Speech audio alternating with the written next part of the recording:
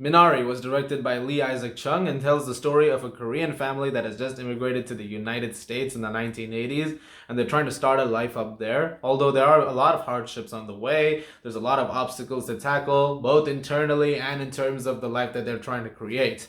And this film tells that story in what might be the most American movie in a very long time. Why did I say that last line? Because the Golden Globes recently decided to not let this movie run for Best Picture because a lot of this movie is in Korean. That's some bullshit. Parasite just won Best Picture for starters. This movie has a lot of English in it as well, but even if it didn't, that's such a stupid thing. This is one of those movies that I wish I had gotten a chance to see before I made my top 10 list last year. The reason is because this movie would have absolutely crushed it. It would have been in top 5, maybe even top 3. I absolutely loved Minari. This was a beautiful film. Absolutely stunningly directed by Chung from start to finish and even written. This film has magnificent performances to anchor it and a gorgeous score as well. I could rave for about 20 minutes if I wanted to of this movie. Every single thing in this film is meticulously executed. As far as the setting and the themes behind it goes, these are based on certain moments in Chung's own life when his family immigrated, and you can tell there is a personal touch to this movie. He has also talked about in interviews how there was some form of catharsis that he achieved when he was looking back on those memories and he was weaving this narrative together. And I found that to be extremely affecting, and the movie conveys that beautifully. You can tell that this is a very personal project for him. But even if not, this film was wonderfully directed by him.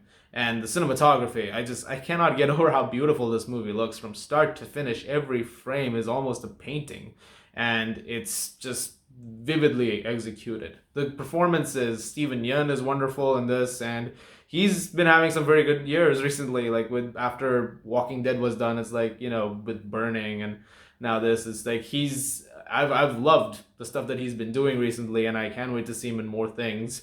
But some of the supporting cast over here, particularly the son David and the grandmother, those two are so good in this movie. They're really the core of the film. They're the heart and soul of this thing, particularly their grandmother. And she's already being talked about for a Best Supporting Actress nomination, and I really hope that happens because she's phenomenal in it. She adds so much heart and depth to the movie, and when she first comes in, you're thinking, okay, where's this gonna go? And you can tell that this is taking a slight bit of a toll on the family because they're like, oh, another, someone to take care of. We're trying to start out this life. She's not completely okay with it. The grandkids aren't totally on board with her, particularly David, the son. And so there are some hurdles to cross in terms of that. And eventually, as the film goes on, as the plot progresses, they start to get closer to her, and it develops a very beautiful relationship as it goes along. The film also tackles certain themes, and very deep themes, in fact, of character, which I found to be extremely heartbreaking at times. There's one scene in particular with the grandmother and David, which I actually wanted to, I was tearing up in, because it was such a beautiful scene, but it was also dealing with a topic that was extremely dark and extremely serious, but it was dealing with it in a way that I would assume a grandmother would. There is a personal note to this, which I'm not going to go into at this time, but yeah, that was a beautiful scene to watch nonetheless. Minari is a film that deserves to be seen by everybody. As soon as you get a chance to see it, I really implore that you do.